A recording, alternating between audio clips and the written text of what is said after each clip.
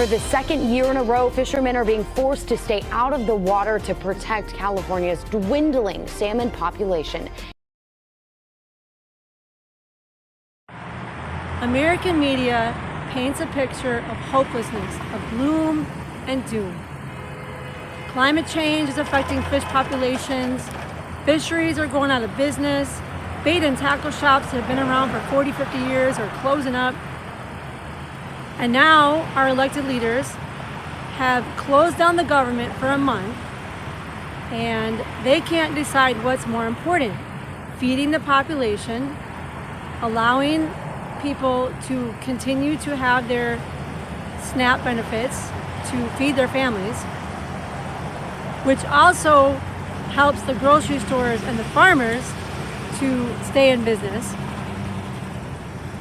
And we seem to always have money for another war.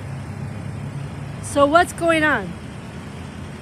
I was watching a video of President Putin talking to his cabinet about fisheries and about increasing the population, well, increasing life expectancy, and about making sure that groceries are affordable to the citizens.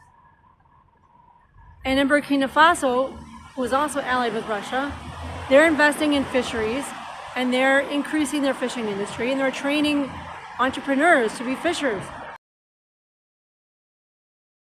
We're at the Sum Dam, which is located in the commune of Nanora. So it's quite a large dam, and it's the fourth largest dam in Burkina Faso. So with the initiative of OAPH, which stands for the Agropastoral and Fisheries Offensive, and specifically in its fisheries component, floating cages have been popularized. And so this site was chosen after Samadeni Bagre. It's the third largest site for fish production. The goal of the OAPH, as we've mentioned, is to cut fish imports in half.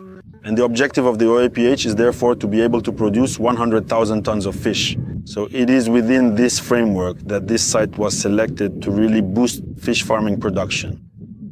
Specifically, we have about 40 producers who are established at this dam, with around 80 cages currently on the site. At present, we have more than 50 cages that have been stocked with fish. If we take a yield of 250 to 300 per cage, then if we do the math for about 50 cages, we will be at roughly 150 tons or so.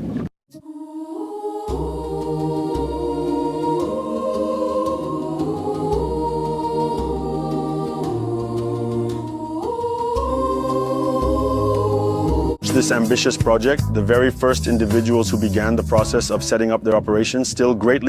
Since the installation of the floating cages, we have worked practically day and night to ensure the success of the presidential initiative. The initial process in Faso commences with a dedicated fry farm, where we meticulously produce the fry on the farm and subsequently raise them to a certain predetermined size. After that, we transfer them to the dam to stock the cages with fish. And from there, the fattening system is put in place. The fry need to be fed morning, noon, and evening for up to 6 months to reach market size. The fish that are caught today are then transported to various points of sale for consumption. This should reduce, if not put an end to, fish imports in Burkina Faso, which is the goal sought by the president of Faso, Captain Ibrahim Traoré, when launching this project. Dear colleagues, good afternoon. I would like to discuss today the issue of developing the fisheries industry. The government is working on these issues systematically, but it is a complex issue, linked not only to the need to supply, and therefore, to get these products on store shelves for our citizens at affordable prices.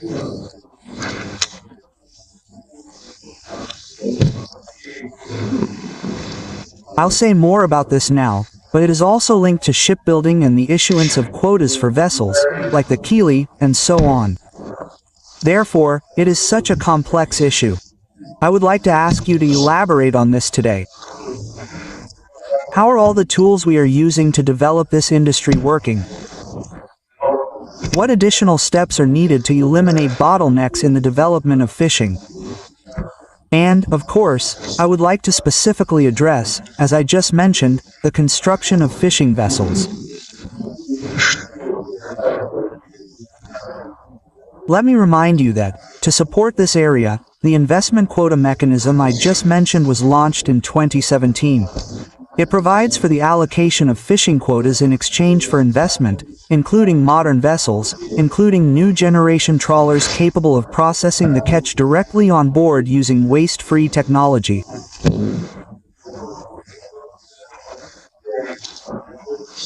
Today, we will discuss the current results of this approach and explore ways to improve the efficiency of these quotas. I would like to emphasize once again that Russia has unique reserves of biological resources, and it is crucial not only to harvest them but also to ensure their processing and transportation. Moreover, the interests of the domestic market must be a priority, ensuring that the catch of Russian fishermen and the products of fisheries enterprises reach store shelves and markets, and that residents of all regions of Russia can purchase these high-quality goods at, as I have already said, affordable prices. Currently, the level of fish and seafood consumption in the diet of citizens lags behind the norm recommended by our Ministry of Health.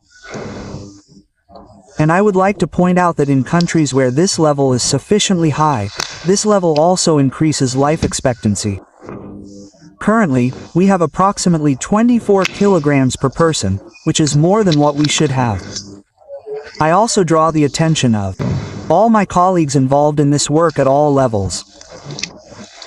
This is, in fact, a very important systemic issue, because people's health and, as I've already said, life expectancy directly depend on a balanced diet, and I also ask you to present specific proposals in this area today. So, it's a completely different model.